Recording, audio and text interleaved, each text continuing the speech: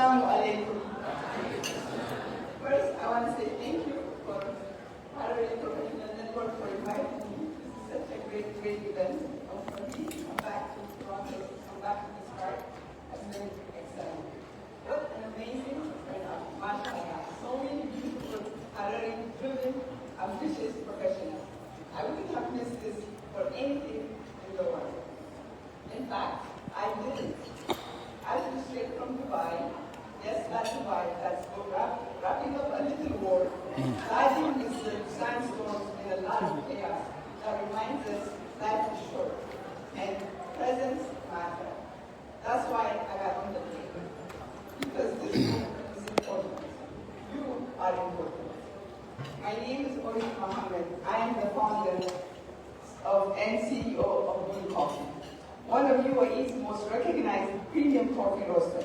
What started as a vision today has 12 coffee cafes across Emirates, but cafes are only part of our story. We supply coffee for over 100 restaurants, not just any restaurants. We're talking about Michelin star kitchens, This one is okay. the most prestigious dining restaurants in the region, and some of the most iconic addresses in the Emirates, such as Mandarin Oriental, the Emirates Palace, the Dorchester, and the Grand Palace. When the world's finest establishments want coffee that matches their standards, they always call one. But I didn't come here to talk about coffee. I came here to talk about what it actually takes to build something from nothing in one of the most competitive markets on earth. I came here to talk about resilience, vision, and the kind of decision that either makes or breaks you. So are you ready? Because in the next few minutes may change how you see everything. Let me take you back to the moment I truly understood what I had built. It's 2021, Dubai Expo, one of the biggest world exhibitions ever hosted in the Middle East. Almost 25 million people attended. As soon as you walk into the prestigious UAE pavilion, there was a long queue and you come in. The first thing you would see was a gigantic photograph from floor to the ceiling of my family. We were selected as one of only 8 families in the entire country, 8 families who made a meaningful difference in the UAE landscape over the last 50 years.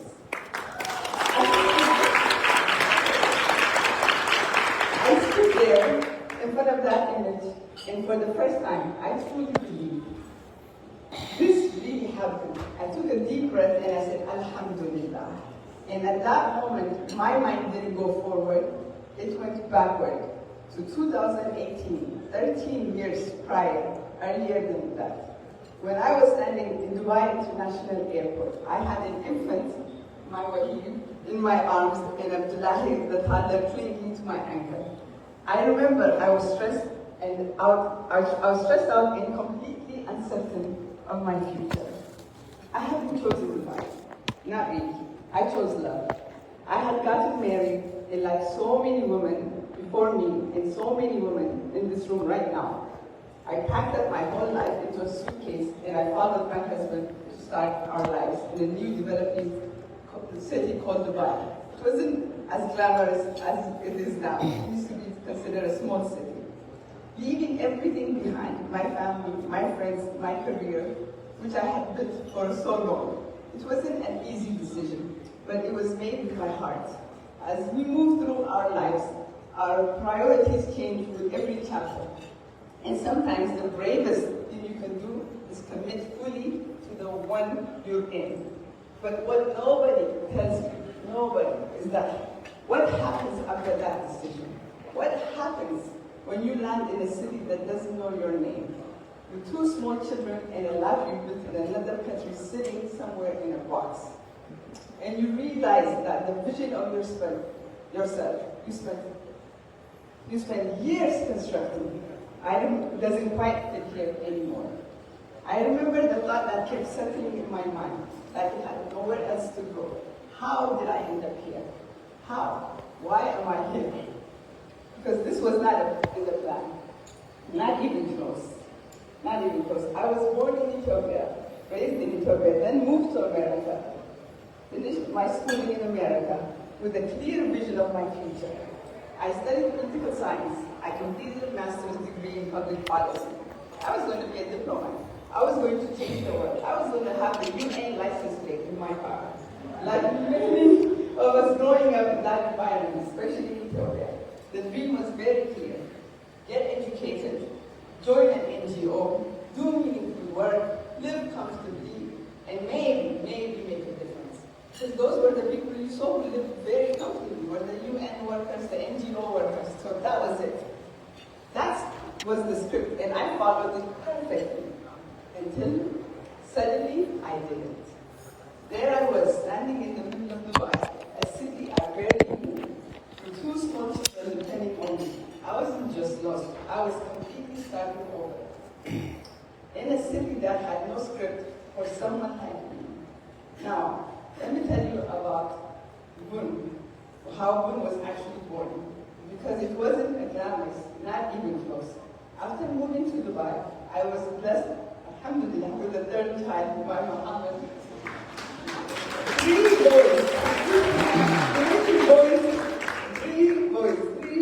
children under the age of 5.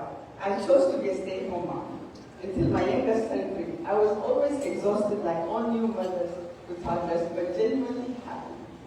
But I was also restless. For me and for all the gay Ahmad, working is not a choice, it's in our DNA. Our abayas, khustas, annas, and ummas were all working women. They went to the farm, they sold at the market, they dealt in trade, and they became doctors, lawyers. Harari women have been in the pacemakers for centuries. And I too wanted to build something. I just had absolutely no idea what or how or where to even begin. I had no network in this new city, no industry connection, no roadmap. So the only thing I could do, I walked. I navigated the streets of Dubai with a stroller and 3 small children, watching the city, absorbing it, and learning it. And that's when I realized something, and it stopped me cold on my tracks. The UAE is home to over 100,000 young Ethiopian women. And the only story being told about the Ethiopian women, the only image, the only association was that of domestic workers at that time. Everywhere I went, I walk into a room and people would assume, they would look at me, an Ethiopian woman with children, and they would draw their own conclusions before I had said a single word. I was flabbergasted. Not because there is anything wrong with that word. I want to be very, very clear. Every Ethiopian woman in the city, whether she cleans the floors or the tables, is on her own journey to change her life and the lives of her family, just as I was on mine. Every path has its own dignity. Every struggle has its own courage. We honored all of them. But I knew that Ethiopia has more stories to tell, stories the world hasn't heard. The stories of intellect, culture, and centuries of civilization. And the easiest, most beautiful story I could think of was coffee.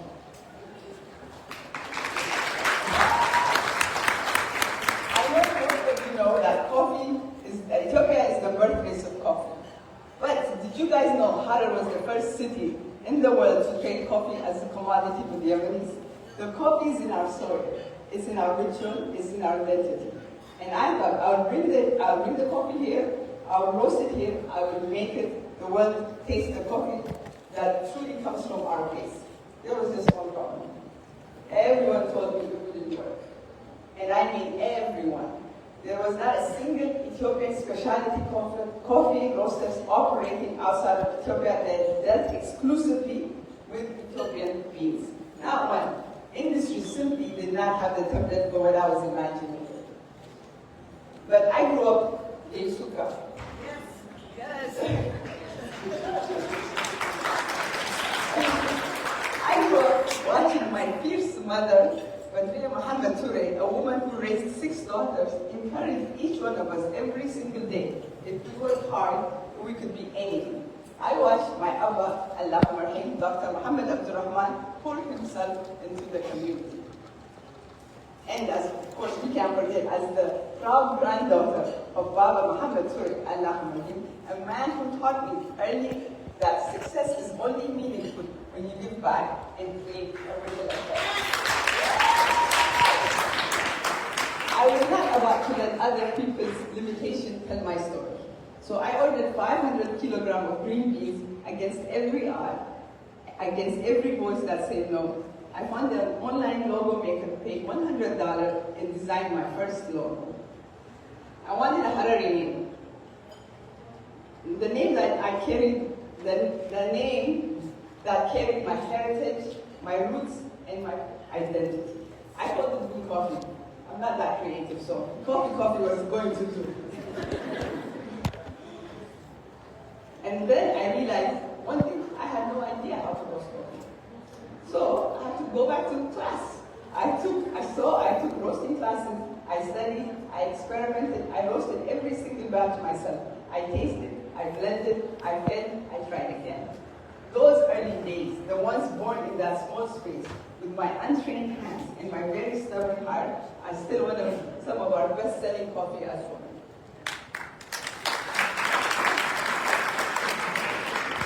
And none of this would exist without my husband, Abdurrahman Abdosh. I know he's not here today. He believed in me before I believed in myself. Not just as a supporter, but a partner who was he was the person who looked at the idea and said, "It's possible, Orit. You can do it. Keep going." And before I made a single dirham from Bun, before the brand even existed, my family and friends and I had already started something else. We started Dawi in 2007, a charity dedicated to give back to our Harari community, supporting schools, caring for our elder, and delivering Ramadan packages to those who need it the most. Because Baba Toure's word never left me. Success that does not reach back to your community is not success at all. It is just accumulation.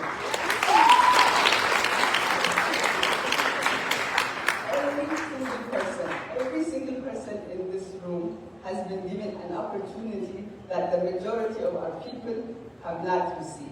This is not something to be comfortable with. This is something to be accountable for. Look back, give back, build something that outlasts you. Now I'll tell you about my proudest moment. My proudest moment is not the magazine features or long lines outside the cafes or the contract with Michelin-star restaurants or even 5-star hotels. My proudest moment looks nothing like what you'd expected. When an Ethiopian domestic worker, someone who has never met me, who knows nothing about Bun coffee, walks past the cafe in upscale neighborhood with her employer. When she looks through the window and she sees the jabanas, the Harari modes in the center, she stops.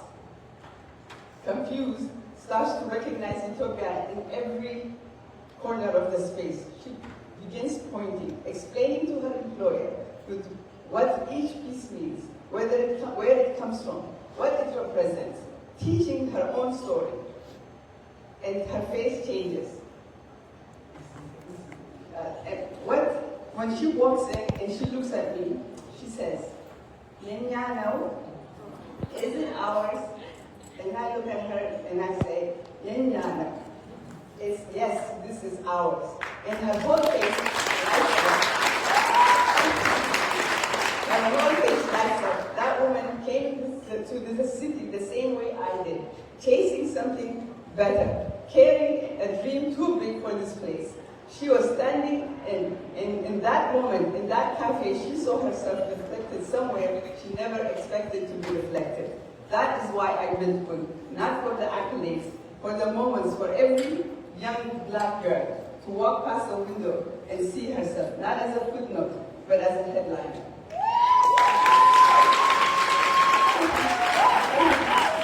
And then there are my children, my boys who grew up in Dubai, born into a city that's home to the entire world. And when people ask them, where are you from? They don't hesitate, they don't look down or shrink. They say Ethiopia, with their chest out and their chins up. Because for them, the story of Ethiopia is not one thing anymore. It was never poverty, it was never limitation, it was never a single narrow perception handed down by people who had never tasted our coffee or heard our music or walked in our ancient streets. For them, Harari, Ethiopia is celebration. It's a culture, it's a pride. They grew up being gay, so gay only judge. Sometimes something worth knowing. And everywhere I go, every room I walk in, I tell the story of Harari. I carry it with me like responsibility, because it is one.